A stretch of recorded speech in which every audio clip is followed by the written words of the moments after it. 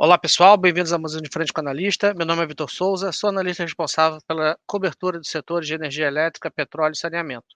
Hoje a gente vai falar sobre essa proposta aí de federalização das estatais do estado de Minas Gerais. Então, assim, não esqueça de deixar seu like, o seu comentário aqui no vídeo. Se tiverem perguntas, manda aqui embaixo que vamos responder para você. Agora é só puxar a vinheta.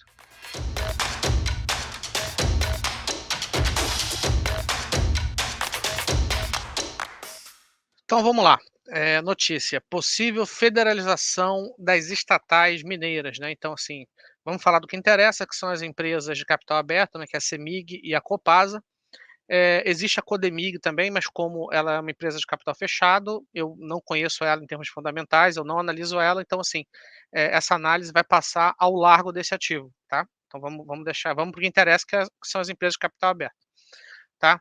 Para quem não sabe, o estado de Minas Gerais está passando por problemas aí relacionados à dívida e fiscais há bastante tempo, e a possibilidade de você privatizar os ativos, né, muito possivelmente seria no formato de corporation, coisas assim, fazia parte desse plano de tentar recuperar a empresa, né, ali arrecadar algum dinheiro para tentar abater essa dívida. Pois bem, como do ponto de vista político isso não está avançando na Assembleia Estadual de Minas Gerais, eis que surge aí uma proposta bem exótica, tá? Eu particularmente nunca vi isso na minha vida, que seria o Estado de Minas Gerais entregar as suas estatais em troca de uma amortização XYZ, de uma remuneração que a gente simplesmente ainda não sabe quanto vai ser, né. Antes de mais nada, é importante lembrar que isso é uma proposta, ela ainda está no campo das ideias, isso muito possivelmente vai ter que ser passado aí um projeto de lei, qualquer coisa do tipo, e a própria Assembleia do Estado de Minas Gerais, precisa aprovar isso aí, caso isso avance. Mas vamos dar uma olhada aqui, né. Então, assim, eu já expliquei mais ou menos, qual é a proposta, então eu vou começar pela conclusão, né, que eu acho que é o que é mais importante, e vamos aqui dizer, assim, quais são os 3 pontos e do porquê de eu achar essa proposta negativa para os acionistas da CEMIG e da Copasa. O primeiro ponto é o seguinte, né, claro que nas últimas semanas, os ativos brasileiros têm apresentado um rally muito interessante, mas é importante você olhar, se você olhar a performance aí, principalmente da Copasa, que saiu lá dos R$ 12, mas se você olhar a performance aí da Copasa e da CEMIG numa janela maior de tempo, você vai ver que boa parte dessa performance, ela é derivada da possibilidade de privatização, tá? Pois bem, o mercado sempre tenta antecipar alguma parte desses ganhos, né, até o momento que a privatização, se concretize. E se você está falando de uma possibilidade de federalização, dos ativos, ora, a privatização não vai acontecer, correto? Então eu acho que esse é o primeiro ponto negativo. O outro ponto negativo é a substituição das atuais administrações. Quem acompanha as minhas lives, eu sempre falo o seguinte, que, empresas estatais estão expostas aos ciclos políticos. E o ciclo político, do governador Romeu Zema para as estatais de Minas Gerais foi muito interessante, né, ele colocou ali pessoas boas, pessoas capacitadas, a CEMIG principalmente saiu de um estado quase que pré-falimentar e hoje em dia tem indicadores interessantes. E essa turma que está fazendo aí um bom trabalho há mais de 4 anos, afinal de contas o Romeu Zema ele foi reeleito, seria substituído por algum grupo de executivos do governo federal, né, então eu acho isso um setback, né, eu acho isso algo negativo, porque a atual administração está sendo razoável, tá, em ambos os ativos. E por último, esse aqui é o grande problema, né, que é assim, como seria o pagamento? Eu não sei, né, geralmente aqui nos nossos relatórios, a gente traz muitas certezas, muitas estimativas, mas infelizmente eu não sei como estimar isso aqui, sendo bem sincero.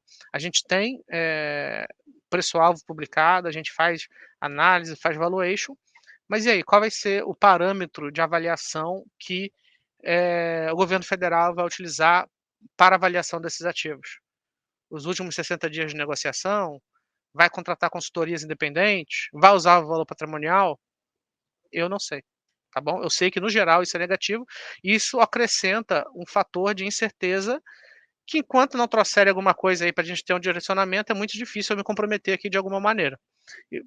Mas assim, eu sou um pouco abusado, né, assim, apesar de eu não ser advogado, eu já li a lei das SAs, né, e eu entendo que em caso de mudança de bloco de controle, isso deveria gerar um direito de retirada, que é quando o acionista minoritário pode falar o seguinte: "Olha, eu não quero participar dessa nova empresa, então eu tenho que ser remunerado". Então, assim, um valor de referência que eu coloco aqui, seria aí o valor patrimonial da CEMIG e da Copasa, né, que fica aí na casa dos R$ 13 para a CEMIG e na casa dos R$ 20 para a Copasa, tá. Então isso aqui é uma interpretação minha, mais uma vez não sou advogado, mas a gente tem que trazer aqui algum cheiro e não simplesmente falar questões qualitativas, né. Então acho que esse aqui é o meu grande ponto. Eh e por último, existe um ponto positivo aí no final disso aqui tudo, que é o seguinte: se o governo federal está atrás de uma nova empresa de energia elétrica, né, teve toda essa questão aí da Eletrobras, faz muito sentido que caso ele pegue a CEMIG, ele reduza a pressão em cima da Eletrobras, né? Ele já vai ter ali um novo playground para se divertir no setor elétrico. Então, à medida que você traz essa nova estatal, eu imagino que a pressão sobre a Eletrobras, venha a ser diminuída. Então, assim, para a Eletrobras, eu acho que é positivo na margem, tá. Então, e aqui também a gente traz um segundo ponto aqui, né, a gente aqui na conclusão do documento, a gente traz em cima, entendemos que o valor patrimonial seja uma referência a ser considerada ao longo desse processo, mas também, você precisa colocar a Copasa e a CEMIG em cestinhas diferentes, que é o seguinte: a Copasa, ela só tem ação ordinária e tem tag along.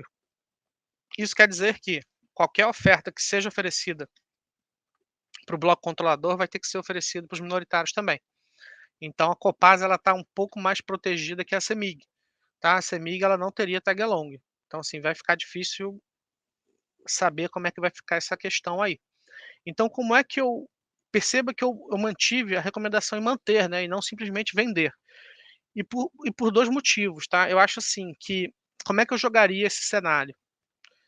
Caso isso venha a avançar, né, ou exista um projeto de lei, etcétera, eu acho que a ação da CEMIG vai continuar sofrendo, tá.